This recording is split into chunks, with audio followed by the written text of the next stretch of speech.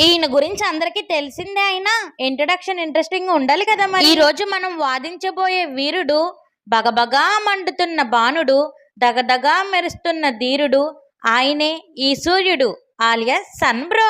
ఇదేంటిది లారీ అద్దం ఎట్టుకొచ్చింది? కాంపిటీస్ కంట ఆపరేషన్ ఏమైనా చేయించుకుందేమో.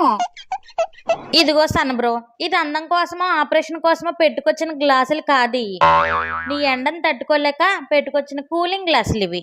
కూలింగ్ గ్లాసులకి ఆపరేషన్ గ్లాసులకి కూడా తేడా తెలియదు దీనికి. కొంచెం తీసేవా ప్లీజ్, చూడలేకపోతుంది. ఇదిగో పాప ఇంట్రడక్షన్ లకి ఇడ్లీలు వేసుకోవడానికి నీకు టైం ఉందేమో గానీ నాకు అంత టైం లేదమ్మా. ఏదో 5 నిమిషాలు ఇంటర్వ్యూ అన్నావని 40 డిగ్రీలు ఉంటే నేను మొగ్గుల్ని రిక్వెస్ట్ చేసి నీ కోసం వచ్చాను. త్వరగా కానీ, అసలే 46 డిగ్రీలకు షిఫ్ట్ అవ్వాలి. ఇదిగో సన్ బ్రో, నువ్వు ఇలా డిగ్రీల మీద డిగ్రీలు పెంచుకుంటూ పోతే మేము వడదెబ్బ గారిదెబ్బ తగిలితే ఏం చెయ్యాలి?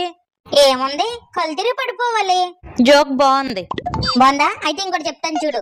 వడదెబ్బ గారిదెబ్బ తగిలితే 2 రోజులు ఆఫీస్ కి సెలవు పెట్టుకోవాలి.